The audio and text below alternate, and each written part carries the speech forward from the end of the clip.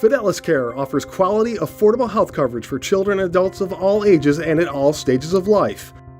Quality health coverage, it's our mission. Call 1-888-FIDELIS or visit fideliscare.org.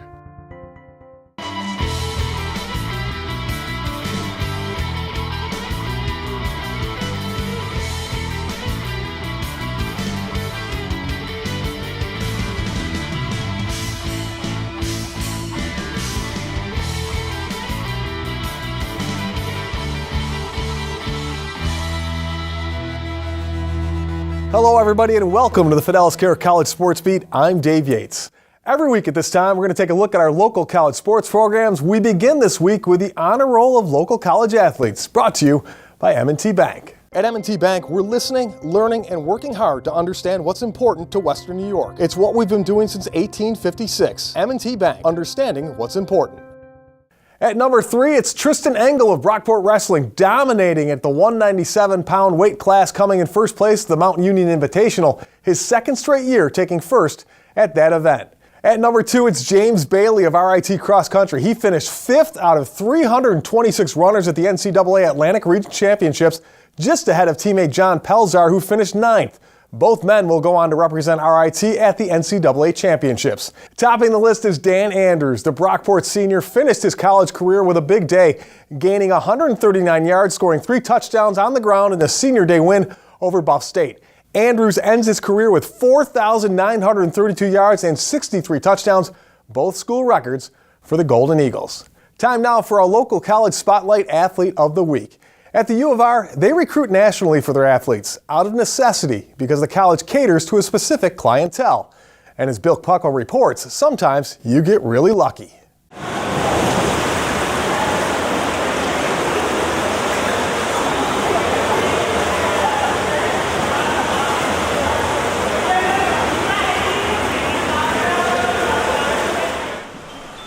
It's a far-flung group, this U of R men's swim team. 21 of the 25 come from out of state and from as far away as New Zealand, Hawaii, and Alaska. The top performer here is Elliot Schwinn, a sophomore out of Greenwood Village, Colorado. How do you get these guys? We look at the academics first. What can we offer them? Are their program of study interests aligned with the University of Rochester? Can we provide them the challenges and the rigors and the opportunities that they need to be successful post-graduation? For Elliot, that very much lined up for him here. And then it was selling the campus environment to him. He's from far away from here. Coming away from Colorado to somewhere in New York is, for some people, is a little bit harder of a transition. And honestly, it was a college search. Like, I just typed in what I wanted to do. I wanted to do BME, biomedical engineering, and I wanted to swim. And then this popped up. And then twice I said, nah, I won't come here. But then it kind of just lucked out, and I talked to the coaches here, and I just went, you know what, this is the right place. And I visited here, and it just kind of worked out from there. It's a textbook Division III approach to recruiting, with a little bit of luck. A lot of our success with recruiting comes from people that find the U of R organically, ones that have found it on U.S. News and World Report or college search processes or heard it from their college counselor. That's really where it plants the seed, and then people kind of express some interest in attending the school and want to learn more about us, and that really kind of starts the snowball of recruiting someone to come here. If it was a biochemical engineering major that got Elliot Schwinn here to swim, ironically, it wasn't biochemical engineering that got him to stay. The major changed, actually. Political science now. BME wasn't for me. I learned that very quickly. But political science now, where that goes, I don't know. It's crazy. I don't know. It's sort of like a liberating theory thing, because BME was very narrow-minded, very straightforward, and that sort of scared me. Because that's the rest of my life. Like, I can see that. And so there's political science, the world's your oyster. For his part, Schwinn is well on his way toward becoming among the best swimmers in U of R history. He already holds 3 school records, with 2 more well within his reach. I like to see my name on boards. That's always, every swimmer likes to see that. But I think the driving force is to prove to myself that I can be as fast as I can and be faster every time I get in the water. And also another motivating force for me is to be with my friends. And it's always, these guys with my teammates are all 60 of my best friends. In addition to the 3 school records he owns, Schwinn set 4 new Liberty League records in the 500 and the 1650 freestyle, the 200 butterfly, and the 400 individual medley. As a freshman, on his way, not too surprisingly, to League Rookie of the Year honors. I do take pride in the fact that I can swim a lot of different events. I swim a lot of very different events as well. But every time I get in the water, I just try to think, how can I get faster? How can I improve? And how can I swim as the best I've ever swam in my life, no matter what race it is. From the U of R, Bill Pucko for the Fidelis Care College Sports Beat.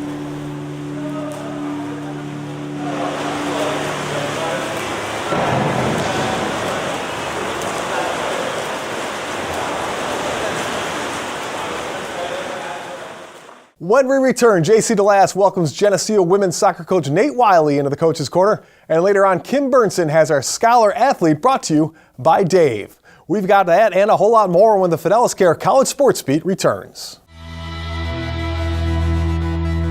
As we head to break, here's a look at the Nazareth Athletes of the Week brought to you by Nazareth College.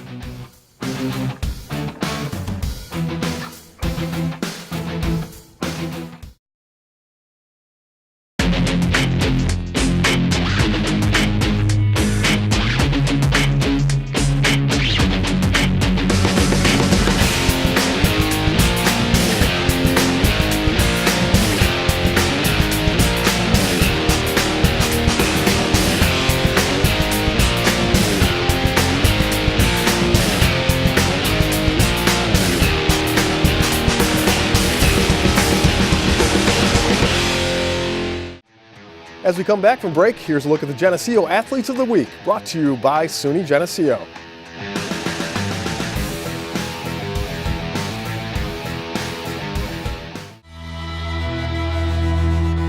Welcome back, and thanks once again for joining us on the Fidelis Care College Sports Feed. I'm Dave Yates. Each and every week, JC DeLass from WYSL Radio will help us get to know an area coach better with the Fidelis Care Coach's Corner. The Fidelis Care Coach's Corner is presented by Fidelis Care, quality health coverage. It's our mission.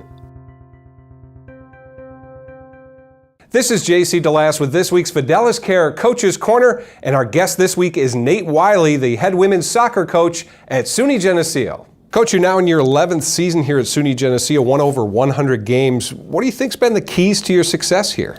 Well, honestly, probably the biggest key to our success here is just the quality of the institution. We're going to attract quality people and quality athletes because it's a quality school. So, my job becomes pretty easy when it comes to the recruiting piece. Most people that I talk to know just as much, if not more, about Geneseo than I do. So it's just about trying to sell the program a little bit and what we're trying to do in athletics. When you're out recruiting, is there a certain type of student athlete that you're looking for to bring in here to SUNY Geneseo? Yeah, we one of the things that we talk about during the recruiting process is we're recruiting the whole person. One of the areas of our program that we're most proud of is the fact that we've not only had success on the field, but we have success in the classroom, and we do it with within an ethical framework that I think really is above and beyond most programs.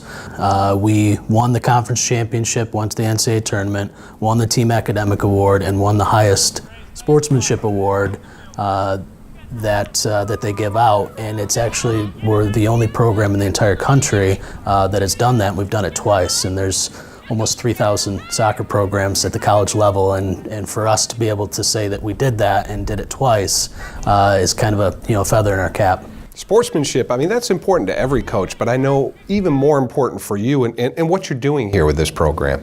Yeah, it's, we talk a lot about, how we play and how we train. We don't ever really use the word sportsmanship or ethics when we're coaching our team. It's more a philosophy that we go into all of our training sessions with, and it's expectations that we have of how our athletes conduct themselves And it goes all the way back to the recruiting process. You know, we're recruiting the right people to fit into this mold that we're looking for to be successful. And we've been fortunate. Again, the quality of the institution helps a lot when it comes to those things, that we're already, you know, dealing with a pool of people that are probably very disciplined, are intelligent, work hard, have good time management skills, and obviously are good soccer players as well. 11 seasons here at Geneseo. What's the best part about coaching here? Being an alum, I think, is one of the best parts of coaching here. Is you know, remembering back to the good times that I had in you know, playing soccer here and being a student here, and seeing my student athletes go through some of those same experiences that I had, and be able to kind of reflect back on that and have a lot of pride, because I was and always will be a Knight, and now I get to coach, you know, future generations of Knights. Thanks for joining us, Coach. Thank you. And thank you for watching this week's Fidelis Care Coach's Corner. Kim Burnson is up next with our Scholar Athlete, and later on the story of blending performance, dance and basketball at Roberts Wesleyan. All that and more when the Fidelis Care College Sports Beat returns.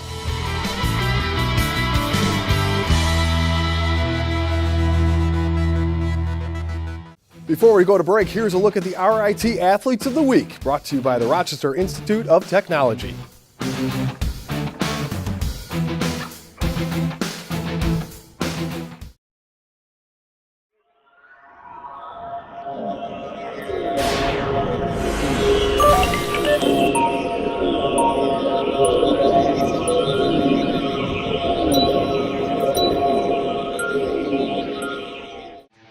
As we come back from break, here's a look at the SUNY Brockport Athletes of the Week, brought to you by the College at Brockport.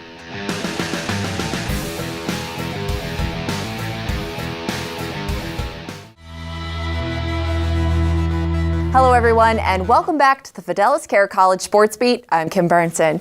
It's time now for our Scholar Athlete, brought to you by Dave Digital Audio Visual Environments. Where can you go to get expert advice and installation on TVs, sound systems, and automation for your home, car, or business? Come see Dave, Digital Audio Visual Environments. Come see Dave.com.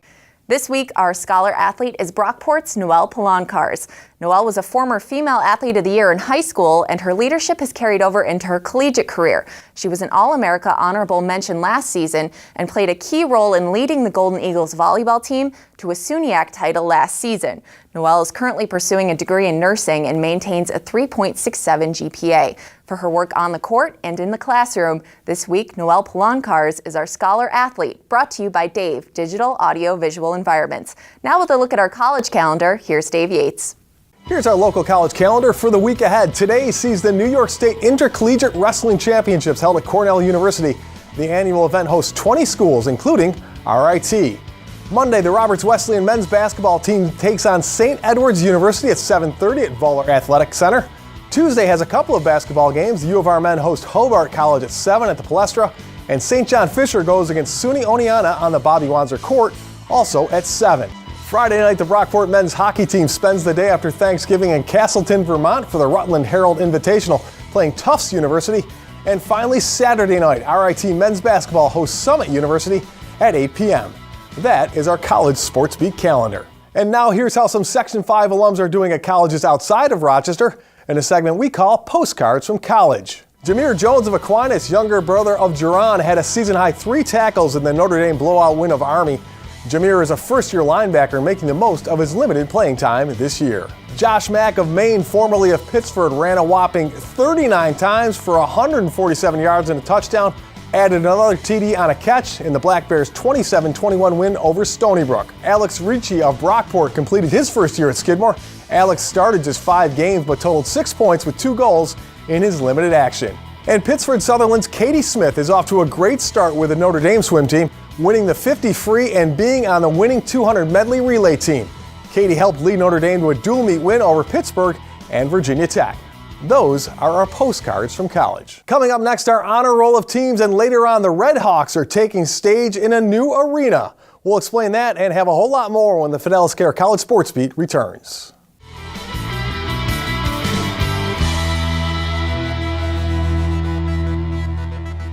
As we head to break, here's a look at the Roberts Wesleyan Athletes of the Week, brought to you by Roberts Wesleyan College.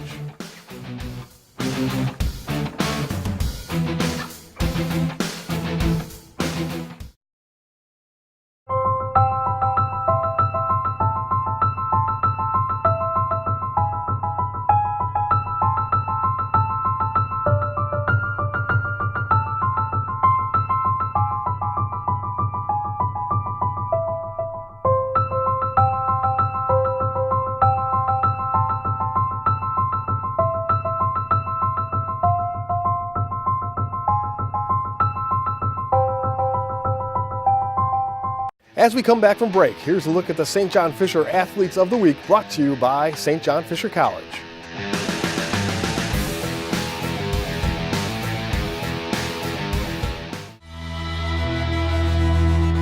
Welcome back. Thanks for joining us on the Fidelis Care College Sports Beat. I'm Dave Yates. Here is our honor roll of local college teams. At number 3, William Smith women's soccer beat Worcester State and Trinity College to advance to the Sweet 16 of the NCAAs. The number 1 seed Herons are 20-0 on the year. Fairport's Kara Shue helped out with a goal against Worcester. At number 2, Brockport volleyball fell in the NCAA Sweet 16 to Emory, ending a terrific season at 34-4.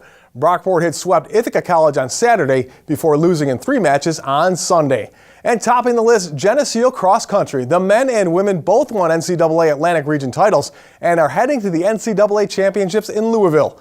Isaac Garcia Casani took first place for the men for the 2nd straight year. And now it's time for our Spotlight Team of the Week. At Roberts Wesleyan College, the sights and sounds of basketball take on a whole new dimension. Here's Kim Burnson.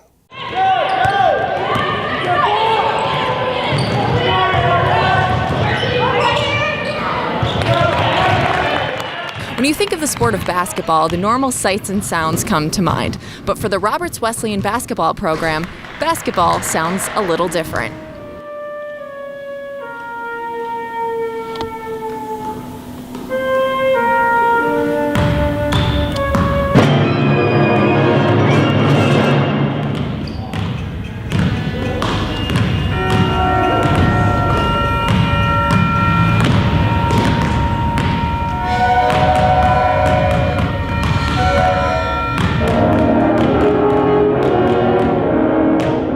They called it The Game, a performance put on by athletes from both the men's and women's basketball programs alongside the Roberts Wind Ensemble.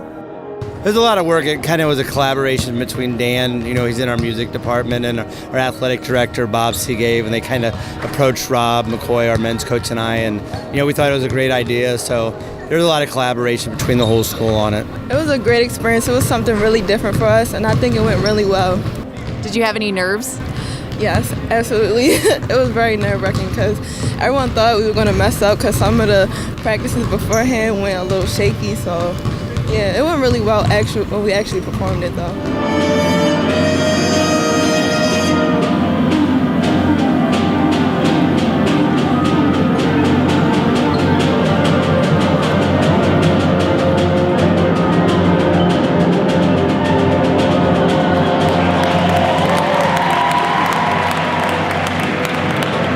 How much work went into that? Was it, between this practice on the court and on the stage, I'm sure it had to be a lot. It was a lot of work. I bet we spent over 20 hours practicing it, so, it ended up being a lot more work than we even thought it would be. It just taught us how to work in different environments and just be able to handle different situations, so I think that can transfer onto the basketball court as well. It was like a lot more people than we expected, but once we got started, it wasn't that bad.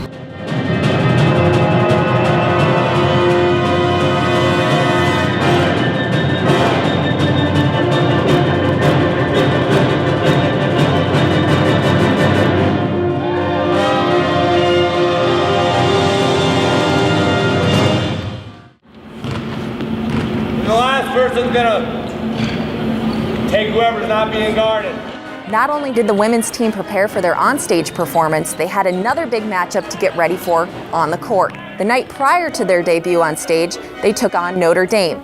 Yes, the Fighting Irish ranked number 1 in the polls. Though they lost, they felt both experiences helped them grow as a team. I thought it was a good team bonding for the team, and when we started, we have a lot of new girls this year, so I think it was good for the team to come together and have to do something, like that. And I think they had a lot of fun doing it. It's different when you really know what you're doing, like on the court, versus something you just just started, you don't really know like how it's going to turn out.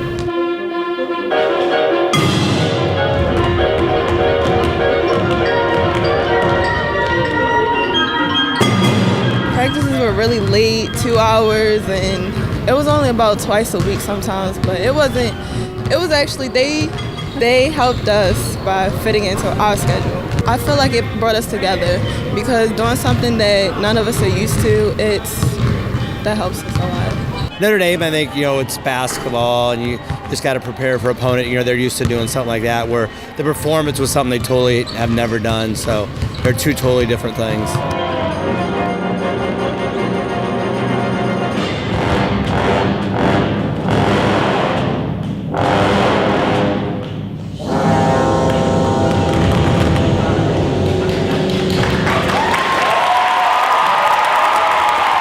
Little did they know they'd be preparing for such a large crowd. The event drew a packed house filled with family and friends, as well as peers there to support the performance. What are you expecting out of the team this year? I have big, expectation. I think we had a chance to be really good, and we have 4 starters back from a 29-7 team, and we had a great recruiting class. So I think the sky's the limit for this team.